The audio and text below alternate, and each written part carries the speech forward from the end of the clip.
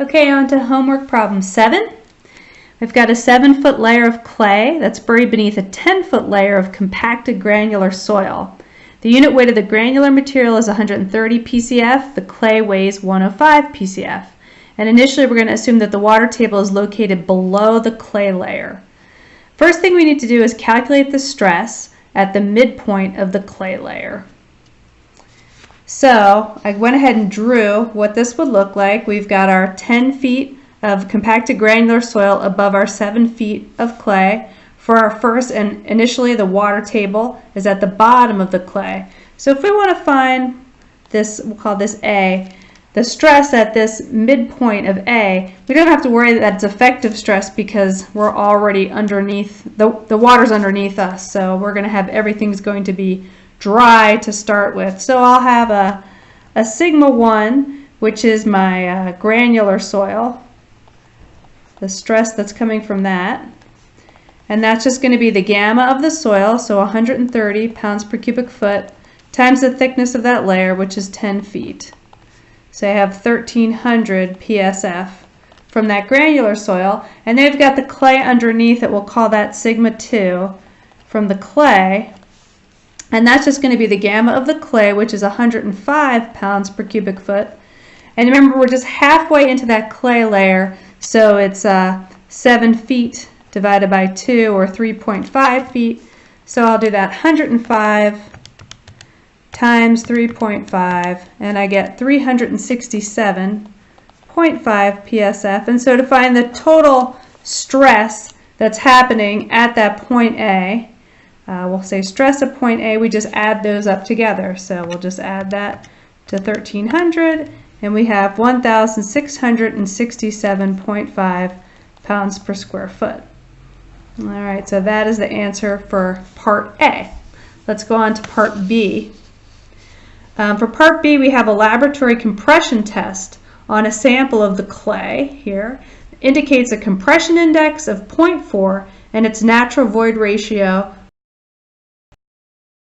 of settlement will occur if the loading of a planned building causes a 550 pounds per square foot stress increase at the middle of the clay layer. All right, let's write down what we know. We've got a lot of information here. So first thing I'm going to put, so this is part B. This was for A. First thing I'm going to put is that I know this compression index is 0.4. I also was told that this void ratio is 1.3. I know that my sigma naught, which I just calculated here, is 1667.5 PSF. And I know that my stress is changing here. It's going to cause a 550 PSF stress increase. So that's my delta sigma,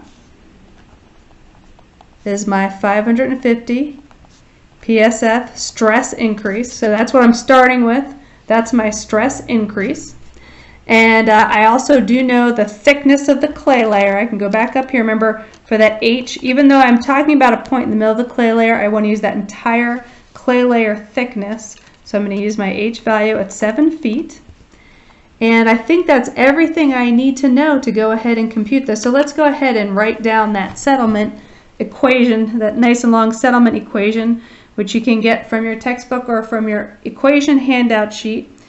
My settlement due to consolidation is going to be that clay layer thickness over 1 plus the initial void ratio times the compression index times, well, on this side, this log of these sigma naught plus delta sigma over sigma naught. And so what I was having you do in class was first to take this piece and get your logarithm answer. So let's go ahead and do that on this video too. Like I said, my sigma naught is 1667.5, and then I'm going to add delta sigma to it, which is 550. I get that from my numerator. I'm going to divide that by my sigma naught, 1667.5. Get this nice long thing. I'm going to take the log of it. Okay, and I'm going to use the first 3 digits of that after the decimal point as my number there, 0.124. Okay, so let's go ahead and plug in our other values now that we know that. My settlement due to consolidation is going to be 7 over 1 plus 1.3 times that C sub C 0.4 times 0.124. Alright, so I've got 7 divided by, I'm going to add those together, 2.3 times 0.4 times 0.124. And I get 0.15. And remember, the units for that answer are the units, the only units that don't cancel out here, which are the units of 8. So that's 0.15 feet. Because all of these sigmas, all this stress is going to cancel out. That would be pounds per square foot over pounds per square foot. So that goes away. So it's 0.15 feet. Let's go ahead and figure out what that is in inches. We'll take that number and just multiply it by 12 to get our inches. And it's just 1.8 inches. So not much settlement there. All right, and that's S sub C. So that's my answer for part B. All right, we've got some more parts though. Let's go on to part C. C says, what's the effective stress at the midpoint of the clay layer if the water table is at the ground surface? Okay, so now this initial condition is going to change. We're going to move this water table all the way up here. We'll call this the second condition. Okay, so now we are going to have to find the effective stress. We're going to have to subtract off that pore water pressure. So we can use our same method we used here and find our sigma 1 and sigma 2 in both layers. We're just going to have to subtract that gamma water from both. So let's go ahead and do that for part C. Put it down here. So I'm going to still have a sigma 1 in my granular soil.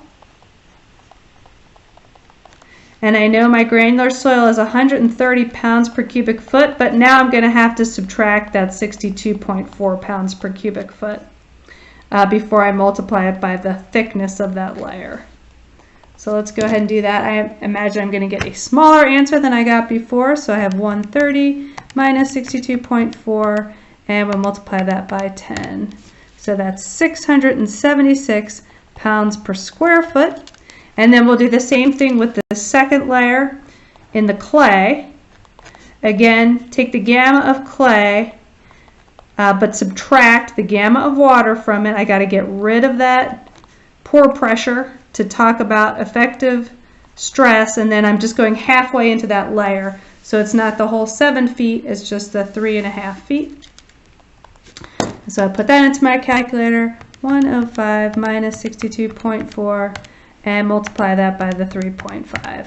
And I get 149.1 PSF. So to get my total effective stress, my new total effective stress, I'm just going to add those two together. So 149.1 plus 676, and I get 825.1 PSF.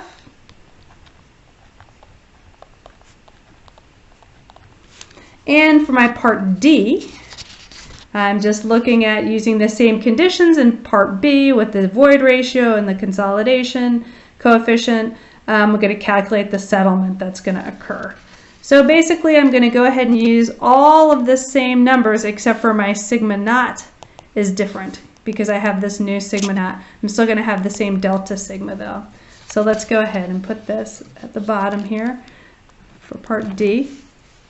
So my sigma naught is the same. My delta sigma is 550. So let's go ahead and find that log first of sigma naught plus delta sigma all over sigma naught.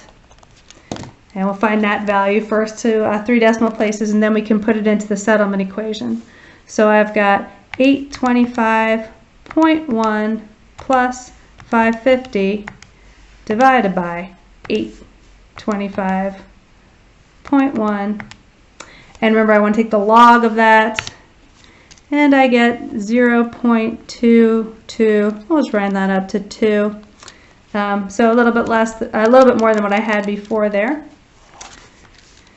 And my settlement, remember, is going to be my thickness of my clay layer. So it's 7 feet over 1 plus the void ratio. It's all the same as what I have up here, which would just be 1 plus 1.3. So that's 2.3.